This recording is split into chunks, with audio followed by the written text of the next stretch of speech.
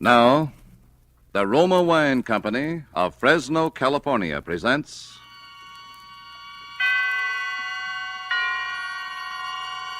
Suspense.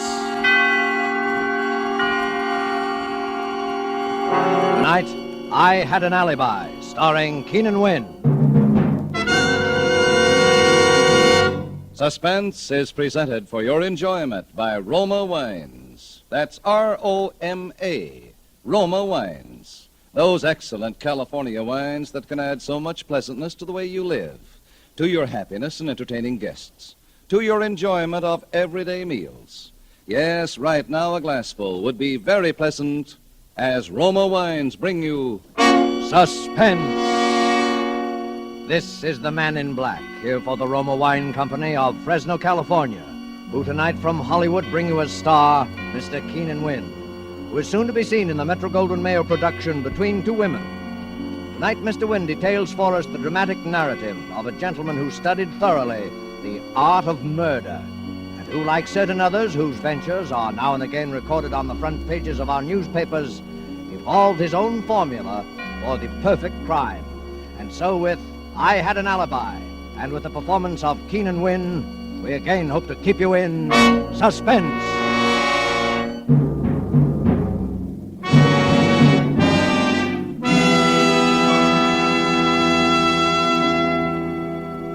Miss Lamson? Yes? Come in. Sit down. Ever take dictation for a writer before? No. Well, that's okay. I've never written a novel before that I finished. I hope you don't mind working in a place like this. I don't mind working anywhere that I'm paid to work. Oh, don't let that worry you. I came into quite a piece of change not long ago. Maybe you heard about it. Yes? Well, you're not exactly the talkative type, are you? I didn't think you'd have much time for talking, Mr. Eichner. Yeah, I checked. 11 days to make my deadline. Ready to start? Yes? Title: I Had an Alibi by Joseph Eichner. Oh, by the way, this will all be in the first person. Yes? Chapter 1. I first met Belle Schaffner when I went to work for the Herald. She was a sob sister and a good one. I was a police reporter and no bum in the business myself. With Belle and me, it happened almost right away. We talked the same language, thought the same way, wanted the same things. We were that kind of a team. But for a while, there were a couple of notions in the back of my mind that I hadn't even told Belle. Because sometimes a woman in love can be practical only just so far. It all came out one night in the office after I'd been there about 6 months.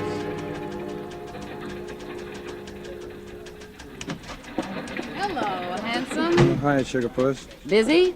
Uh-uh. Can I see? Why not? Dimly through the gray curtain of fog, Alice saw the phantom figure. It was closer now. She tried to scream, but her throat... Is Alice still having trouble with her throat? She's been trying to scream for 2 weeks now. Look, I know. There's the reason right there. City desk, Eichner. Yeah. Uh-huh.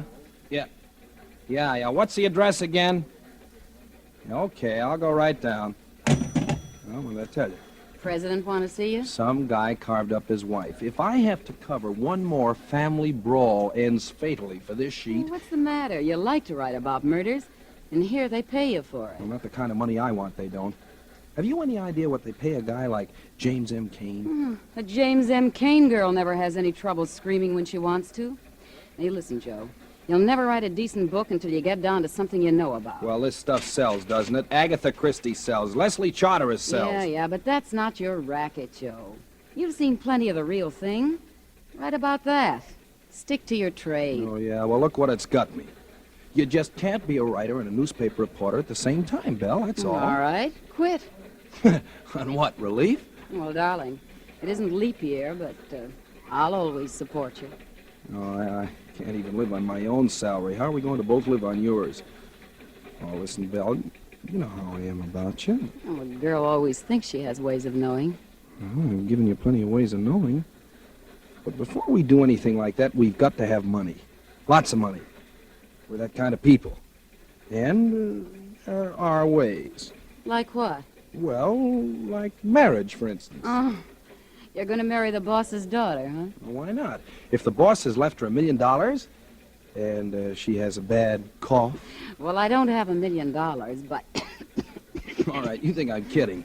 But they exist. You read about them in the papers all the time. That's right, you do. Well, what's that? Just a picture of a girl. Mm-hmm. And what about her? I'm supposed to go out and interview her tonight.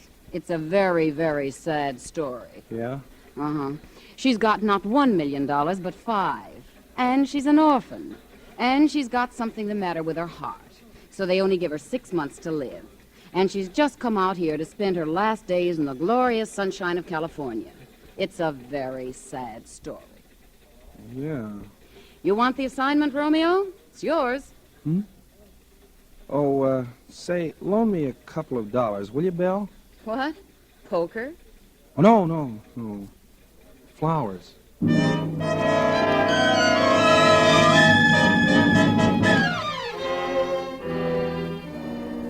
Tonight, for suspense, Roma Wines are bringing you as star Mr. Keenan Wynn, whom you've heard in the prologue to I Had an Alibi, a radio play by Mindred Lord. Tonight's tale of suspense.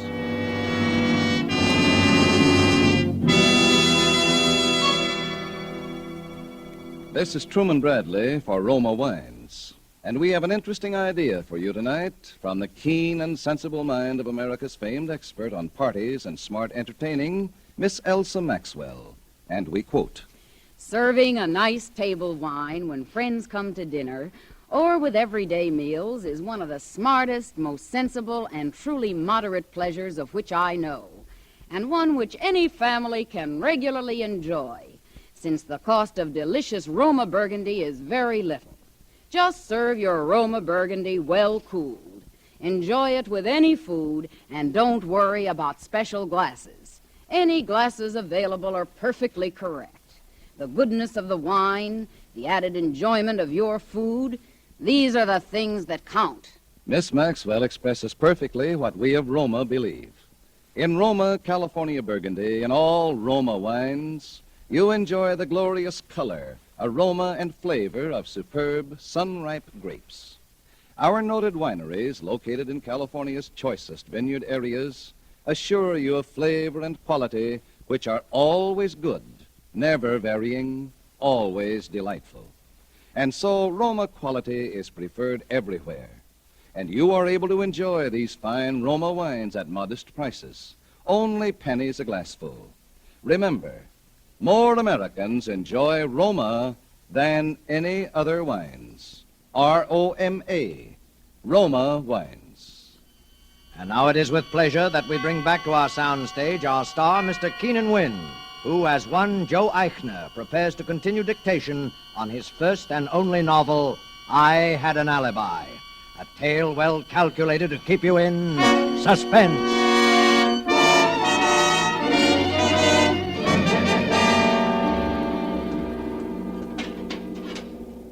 You're, sure you don't mind coming here, Miss Lamson? No. Well, we'd better go on with the dictation. I've only got, 9 more days. I'm ready. Chapter 4. Belle Schaffner was a good sob sister, all right, even if she did have one weakness, which was me.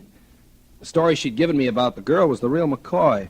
Her name was Linda Vale, and she did have $5 million and just 6 months to live. I went out to her house that night. She was living in a big place in Beverly Hills that she'd taken over from some broken-down movie star. You know, swimming pool, tennis course, riding stables, the works. And not a soul around. I'd been worried about that. I thought maybe she might be having a last fling and working at it 24 hours a day, you know, with a lot of nosy spongers hanging on to her all the time.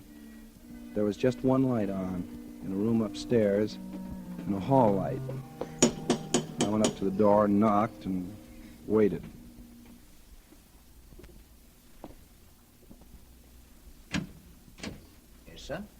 I'd like to see Miss Vale, please. I I'm sorry, sir, but Miss Vale has given orders that... Well, would you just give her these, please? I'll wait. Very well, sir. A press card will break the ice with almost anyone, and I knew the flowers would do the rest. What a surprise. Pretty soon I heard steps and a voice. Sanders, the flowers are simply lovely, but who... Miss Vale? Yes? Well, my name is Joseph Eichner. Yeah, she was a nice enough kid and lonely. Because, like a lot of people on a spot like that, the thing she was afraid of most was having anybody pity her. That's the mistake that nearly everybody made. But not me. I played it for a switch. I'd figured every move for days ahead. Joe, Yes? what's the matter? Oh, nothing. You've been awfully subdued lately. You've always been so gay. Well, Linda, Well, I've got to go away. Go away? Linda, I've been trying to keep it from you, but... Well, gee, you must know how I feel about you, and seeing you every day and knowing that... Oh, Joe. Well, it's not fair to you, Linda. And, well, I can't take it anymore. Joe, Yes. I don't want you to go. Well, I don't want to. I don't want to, Linda, but... Then promise me. Promise me you won't leave me. Just for the little time that's left. Oh, Linda. For my sake. All right, Linda. For your sake. After that, it was quick and easy. 3 days later, we went to see her doctor, the best heart specialist in California. Dr. Lawson, you must be frank with us. Doctor, we're in love. I see. And we want to be married. Look, Doctor, if I could make Linda happier, if I could give her all the love and tenderness, well, isn't it just My possible? boy, all that medical science can do is go on the basis of experience. We can't make certain prophecies. But on the basis of experience, the prognosis for Linda remains unchanged.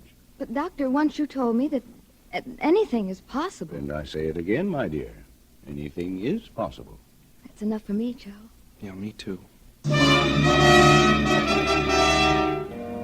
Do you, Joseph, take this woman to be your lawful wedded wife, to have and to hold in sickness and health, for better, for worse, for richer, for poorer, forsaking all others, until death do you part? I do. Do you, Linda, take this man to be your lawful wedded?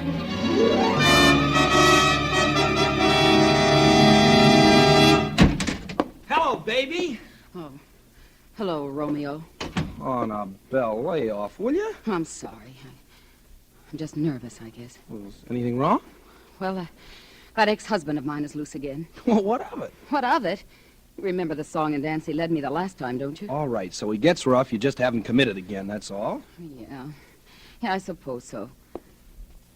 Belle, No, please. I don't feel like... well, what's the matter? Well, what do you think? Oh, now, Belle, you know I come around here as often as I can. Sure. Sometimes as often as twice a week. Well, I see you other places. Anyway, I can't help it. Then when I do come, well, gee, you might at least... All right. Skip it. How's the writing coming along?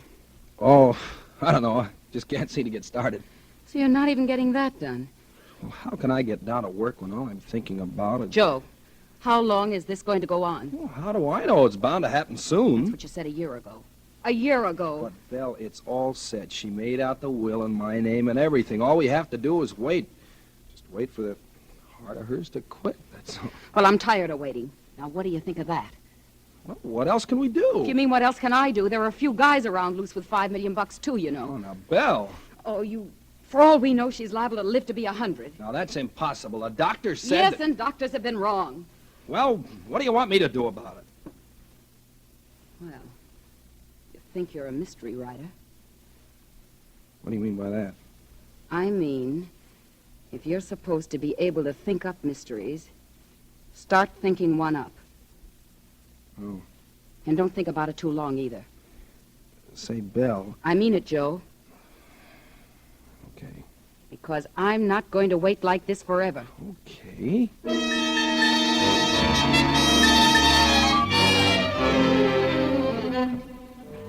Well, that was when I first began to think about it.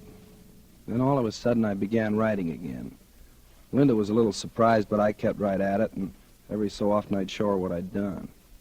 It was pretty terrible, but It didn't matter because nobody but her was ever going to see it anyway. After about 2 weeks of this, I was ready. That night I came out of the study and went into the drawing. Working hard? Yeah. Say, Linda, you want to do me a favor? Well, of course I do. Well, you know the place in my story where Lillian pretends to commit suicide and leaves the note? Uh-huh. Look, I suddenly thought, why not have the note reproduced right in the book as though we're in her own handwriting? You know, Exhibit A, along with the map of the grounds and so on. Well, that would be good. Yeah. Only, of course, it's got to be in a woman's handwriting. Do you want to write it for me? You mean my handwriting's going to come out in a book? Oh, how exciting. Well, it sure is if I can get a publisher, and I think I've got a nibble. Here, you can write it on your own stationery. I'll cut that letterhead off the top later. All right. What does it say? Darling. Darling?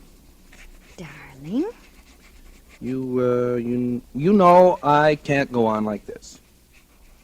Huh? It's got to end sometime. It's got to end some time. It will be easier for both of us if I end it now. If I end it now. Please try to forgive me and sign it L. L. Wouldn't you sign? Oh, no, you see, all Lillian's letters to Dick are signed L, remember? Oh, yes, Yeah. I remember now. There. Oh, thanks, darling. Is it all right? Oh, sure. It's perfect.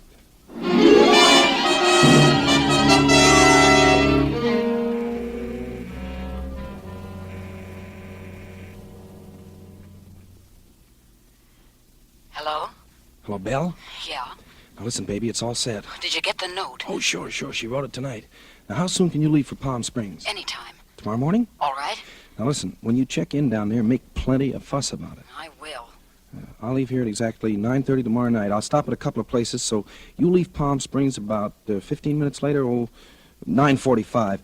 Better check your watch at Western Union. I'll do the same. Okay. Hey, be sure to bring plenty of stuff. Everything you can lay your hands Oh, on. don't worry, I will. You remember the place, don't you? Remember? You know, the second turn after you leave Riverside. Well, how far is it about? Well, it's exactly halfway between the springs and here. Say 60 miles. I'll be there. Okay, baby. Tomorrow night.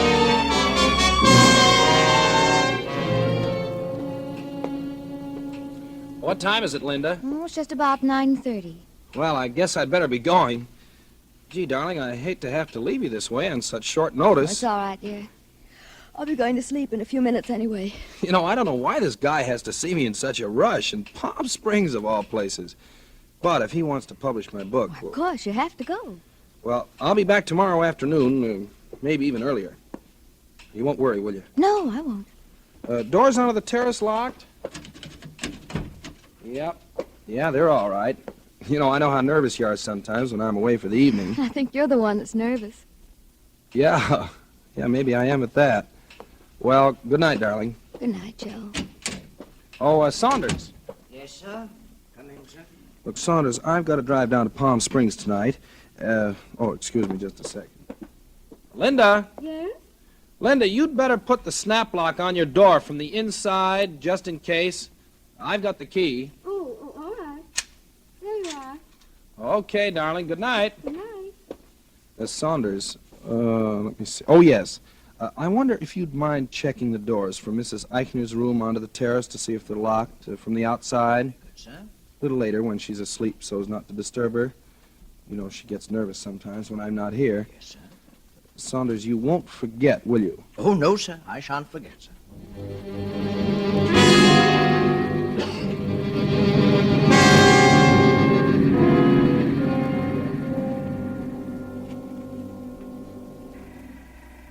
Uh, 5 gallons. Yes, sir. Say, that ought to get me to Palm Springs. Oh, should easy. By the way, have you got a road map for Palm Springs? I think I got one inside here. Oh, thanks. Say, I don't suppose you'd cash a small check, would you? I missed the bank today. Well, the boss might, but he ain't here. Well, I got identification, plenty of it. See, Joseph Eichner, license, Social Security card. Joseph Eichner. Yes, I see, son, I see. But unless the boss was here, I wouldn't cash a check for Henry Morgenthau.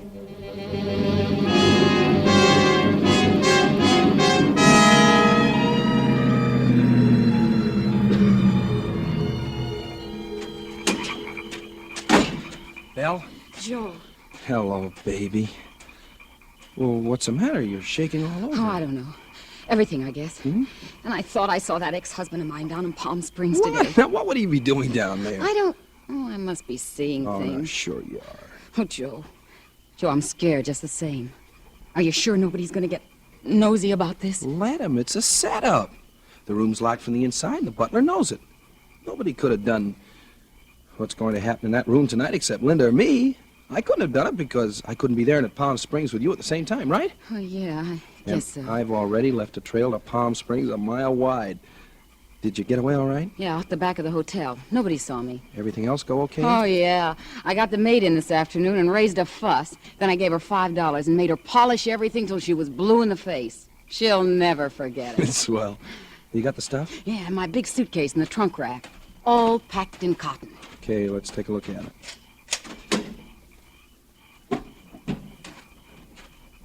Here you are. Look at this. Glasses, water pitcher, ashtrays, and look at this. I even got doorknobs. I unscrewed them with a nail file. Hey, what do you know? Here's the one to the bathroom. And this little one's from the medicine cabinet. And this one's the inside of the front door. Okay, I'll just put my fingerprints on them and you pack them back in cotton. Say, you're sure you can get this stuff back into your room all right? Oh, sure. Well, better hurry then. Yeah, I know. There. With my fingerprints on that doorknob, just let anybody try to prove I wasn't with you in Palm Springs tonight. Oh, I told you that when you got down to something real, you'd hit the jackpot.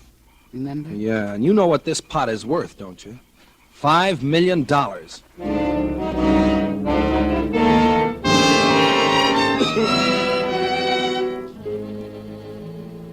There were no hitches.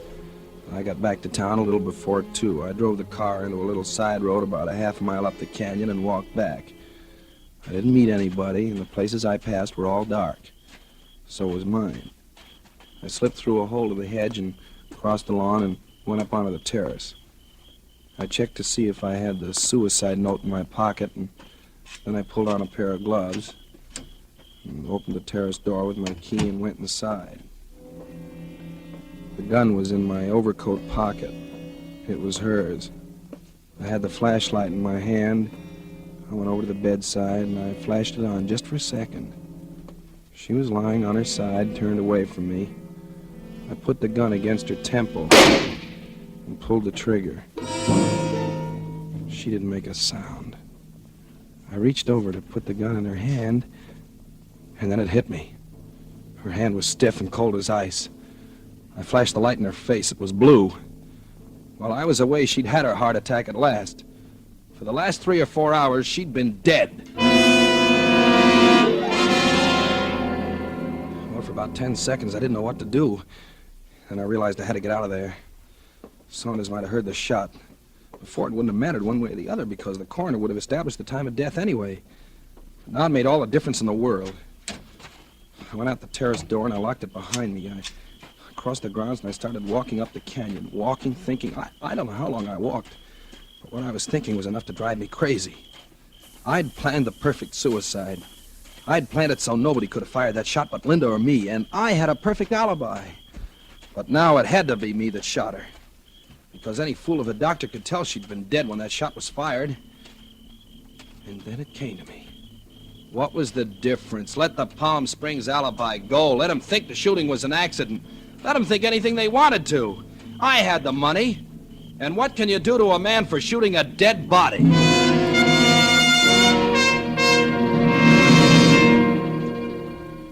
It was almost daylight when I got back to the room. The house was still dark, so Saunders hadn't heard anything. First, I burned that suicide note. Then I turned on the lights and unlocked the door. Then I fired another shot into the wall for Saunders again, just in case he was awake. Then I went over to the interhouse phone.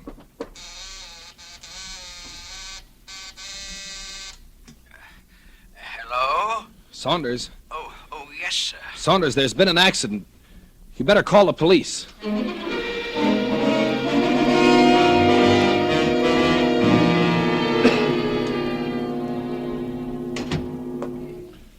Well, have you seen everything you want to, Lieutenant? Yep. Well, you're living kind of different than you used to when you were a police reporter downtown, huh, Joe? Yeah. I suppose you want to ask me some questions. Oh, a couple. I hear you were going to Palm Springs last night. Yeah, I was. I changed my mind. Who were you going to see down there? Anybody in particular? Oh, just a friend. It wouldn't have been your old friend, Belle Schaffner, would it? Well, whatever, I didn't go. You'd have had time to go, though. Oh, all right, but I didn't. Anyway, what's all that got to do with nothing, just routine. So you came back here. it? Yeah, that's right. Then what happened? Well, I came in the house and I went up to our bedroom, and I thought I heard a noise. I thought I saw a man moving around. Well, I was pretty jumpy, and I fired. How many shots? 2. And one of them hit your wife? One of them hit what was my wife. All an accident, huh? Yeah, that's right. You come into quite a lot of money with her out of the way, don't you, Joe? Yeah, sure. What of it? Nothing. Only it's too bad you're not going to be able to spend it. Oh, nuts. What do you think you're going to do, charge me with a murder for firing a shot into a corpse? No, but it could be a pretty spectacular little alibi for just on the spur of the moment, couldn't it? Alibi for what? For Belle Schaffner. What? Her throat was cut in Palm Springs last night, and your fingerprints are all over the place.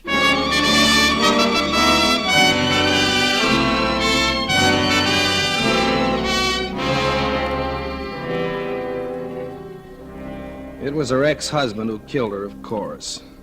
But what's the difference now? Bella was right about one thing, though.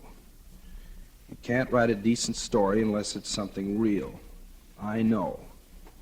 The end. Well, Miss Lamson, we made it. Just. Yes, Do you believe it?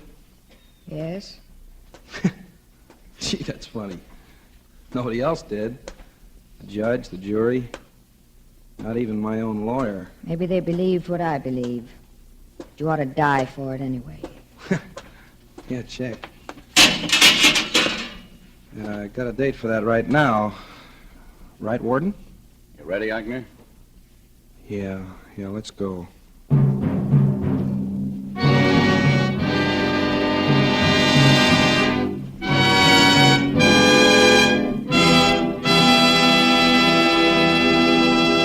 And so closes I Had an Alibi, starring Keenan Wynn, tonight's tale of suspense.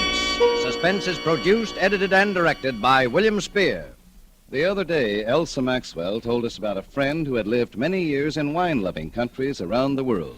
I gave him some of our delicious Roma, California Burgundy at dinner, and he confessed to me that he thought it every bit as enjoyable as any he had ever had. So I say, you people who do not regularly serve Roma wine are missing one of the most delightful treats daily living can offer. It's so good, so smart, and yet so very simple. Take Miss Maxwell's advice. Enjoy Roma wine regularly. It's always good, unvaryingly fine in flavor and quality, and only pennies a glass. Remember, more Americans enjoy Roma than any other wines. Roma, R-O-M-A, Roma wines. Next Thursday, same time, Miss Nancy Kelly will be your star of Suspense. Presented by Roma Wines, R-O-M-A, made in California for enjoyment throughout the world. This is CBS, the Columbia Broadcasting System.